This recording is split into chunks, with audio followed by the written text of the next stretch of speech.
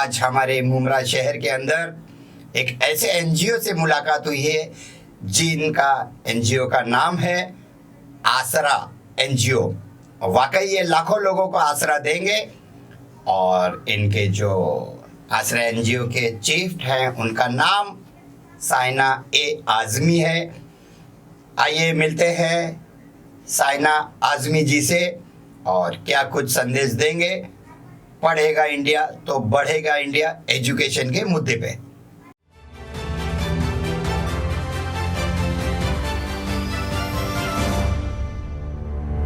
मैं हूं जहांगीर रियासत, आप देख रहे हैं एफके न्यूज। मैम, एफके न्यूज में आपका स्वागत है। Thank you. आज मुमरा शहर में एजुकेशन पे बहुत ही प्रॉब्लम्स हैं लोगों के, लेकिन जी हमारे पास ऑप्शन है। जो बच्चे जी पढ़ रहे हैं वो किस तरह से पढ़ रहे हैं, जो बच्चे नहीं पढ़ पा रहे हैं वो क्यों नहीं पढ़ पा रहे हैं, तो उसके पर हम लोग काम करेंगे और सारे इसी शहर के हम बात करेंगे, पूरे थाना जिला के।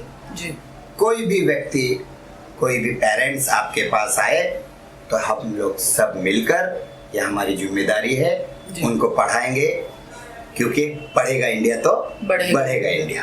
एजुकेशन पे जैसे मुंबई से मंत्रालय से कुछ स्कीम्स आती है, बेटी पढ़ाओ बेटी बढ़ाओ, तो क्या संदेश देंगे आप मुमरा वासियों को और किस तरह से उनको हेल्प मिलेगी सहारा एनजीओ से एजुकेशन के मुद्दे पे? जी, सबसे पहले तो मैं आप लोगों का बहुत मुबारकबाद देती हूँ जहांगीर भाई को।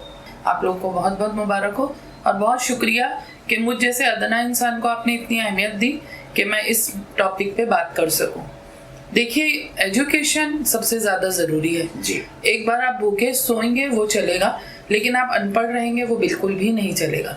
एजुकेशन अभी कोविड के बाद जो हालात बिगड़े हुए हैं, लोगों को फीस देने को पैसे नहीं हैं, लोग अपने बच्चों को घर में बिठा के रखे हैं, पढ़ा नहीं रहे हैं। हमारा देश बातें तो बहुत बड़ी करता है कि लड़की पढ़ाओ लड़की बचाओ, लेकिन जब लड़कियों की पढ़ाई की बात आती है और एक घर में लड़के को पढ़ाना होता है तो लड़की को बिठा दिया जाता है और लड़के को आगे बढ़ाया जाता है। लेकिन हम हमारी एनजीओ की टीम की तरफ से और आपके सपोर्ट से ये बात करना चाहते हैं कि जो भी शख्स, चाहे वो थाना जिला हो चाहे मुमरा हो, अगर वो एजुकेशन को लेके परेशान है तो वो हमारे से कांटेक्ट करें। हम बिल्कुल अपनी तरीके से कोशिश करेंगे और हम कर ही रहे हैं। हमारी टीम उस बात की गवाह है कि हमने सर कुछ बच्चों को लिया है जिनकी फीस हम भर रहे हैं, क्या बात, और हम उनको पढ़ा भी रहे हैं। ये चीज़ हम बैनरबाजी या फोटोबाजी से नहीं बताते, लेकिन हम हमारी टीम के साथ मिल करके कुछ बच्चों के एडमिशन्स हमने करवाए हैं जो टैलेंटेड बच्चे थे, फीस नहीं भर पा रहे थे, लेकिन हमने उनकी फीस भरी है। कुछ स्कूलें हैं जहाँ जहाँ हमने जाके खुद हमारी टीम के लोगों ने फीस भरी है। हमारे पास उन चीज़ों का प्रूफ भी है। yes, और बच्चे पढ़ रहे हैं। हाँ जी, पढ़ेगा इंडिया तो बढ़ेगा इंडिया। जी हाँ। और आसरा एनजीओ में बच्चे पढ़ रहे हैं जी, तभी तो वो आगे बढ़ रहे हैं। ठीक है, अब आसरा एनजीओ क्या कर रहा है इस वक्त मुमरा शहर के अंदर? हाल ही कुछ ऐसा वाकया आपके पास जिस पे आपने काम किया हो? जी सर, हम लोगों का मेन मकसद है लोगों को प्रॉपर डॉक्यूमेंटेशन मुहैया करवाना। क्यों? क्योंकि हमारे लोगों का सबसे बड़ा ड्रॉबैक है इनकम्प्लीट डॉक्यूमेंटेशन।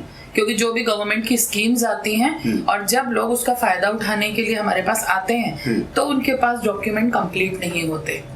तो हम कोशिश कर रहे हैं कि पहले उनको डॉक्यूमेंट कंप्लीट करवा के दें। अभी हाल में हमने एक कैंप लगाया था जो कि प्रधानमंत्री आत्मनिर्भर योजना का कैंप था, जिसमें 300 के करीब लोग आए थे।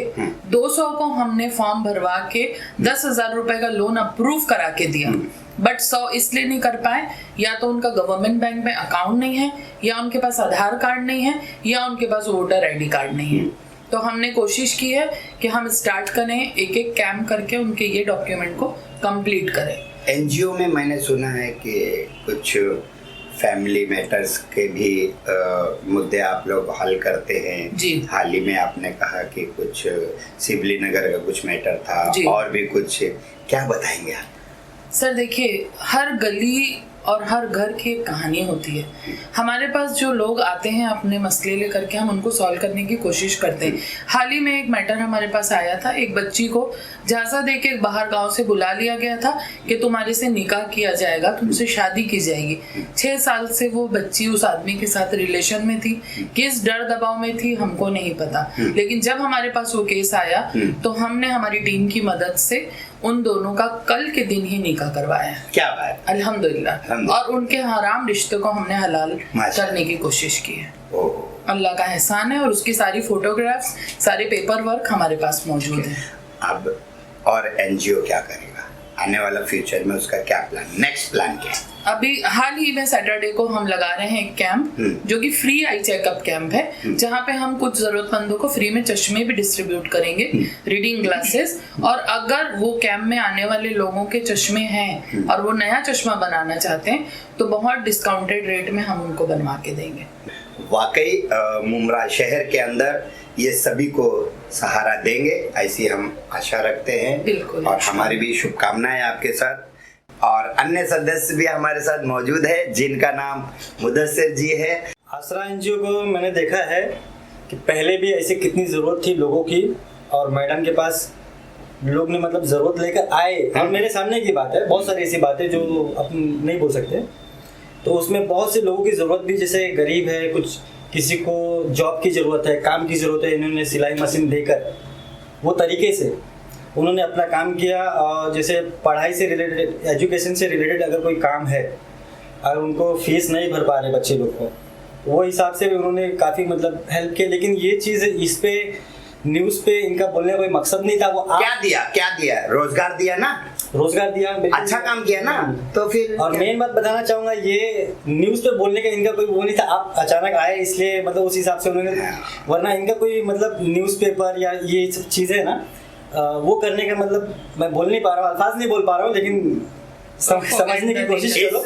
इस आसरा एनजीओ के लिए आने वाले वक्त में जी क्या कुछ आप अगला कदम ऐसा है एनजीओ को और स्ट्रॉन्ग बनाने के लिए? जी, और स्ट्रॉन्ग बनाने के लिए ऐसा है कि एजुकेशन पे मेन मैडम जो है उस पर फोकस कर रहे हैं। तो उसमें आप जैसे लोगों की ज़रूरत है मार्केट में, कि आप लोग भी सपोर्ट करें उस चीज़ को। मतलब कैसा है कि अगर आसरा एनजीओ को सपोर्ट मिलता है तो मुमरा वासियों को एजुकेशन लाइन में इनको मदद मिलेगी। आपको पता है ना मुमरा शहर के अंदर एजुकेशन के मुद्दे कितने हैं, और इसका हल भी निकलना चाहिए। तो इसीलिए हम लोगों ने एपिसोड निकाला है, पढ़ेगा इंडिया तो बढ़ेगा इंडिया। आसरा एनजीओ में आपका कितना साल है? मेरा नाम अस्सलाम वालेकुम। वालेकुम सलाम। मेरा नाम शीमा इम्तियाज काजी है। मैं आसरा एनजीओ में 7 से 8 साल से जुड़ी हुई हूँ।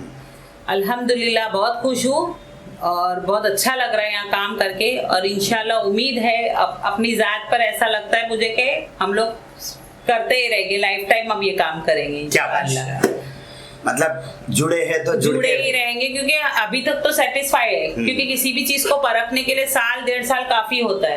और शाइना आजमी के साथ जुड़कर हमको बहुत अच्छा लगा है।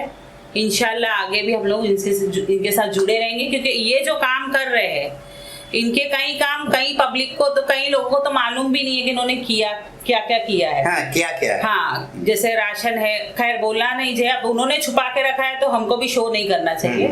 लेकिन बहुत चीज ऐसी है कि बहुत लोग ऐसे आ जाते, चलते फुरते आकर भी कुछ ना कुछ अमाउंट या कुछ दवा का या कुछ भी बोल के, जैसे उनकी जो उन्होंने रिक्वायरमेंट की, हाँ रिक्वायरमेंट वो करते कि फलाना हो गया, या आज हमको गांव जाना है, पैसा नहीं है, ये बहुत सी। और रिसेंटली अभी जैसे आपा ने बताया कि फीस की मदद की है, तो मैंने खुद ने जाकर सेंट मैरीज में 2 बच्चों का एडमिशन कराई हो, और दोनों ही सगे भाई थे, किसी काम वाली के लड़के थे वो दोनों, जो मतलब लॉकडाउन की वजह से और उसकी अभी तबीयत खराब होने की वजह से वो जो कर रही थी वो भी नहीं कर पा रही थी बच्चों। क्या बात है सीमा जी, तो अभी पढ़ेगा इंडिया तो बढ़ेगा इंडिया। हाँ, तो वो दोनों ही लड़के थे, और 10th के बाद वो होल्ड करने वाला था, लेकिन आपा के पास आया तो उन्होंने होल्ड करने नहीं दिया उसका। सेंट मैरीज में उसका तकरीबन हम लोगों ने अमाउंट भर लिया है। फीस कार्ड भी अभी भी हमारे पास है, क्योंकि आगे का अमाउंट भी हम लोग ही भरेंगे। हमारे चैनल को लाइक करें, सब्सक्राइब करें, बेल आइकन दबाना ना भूलें।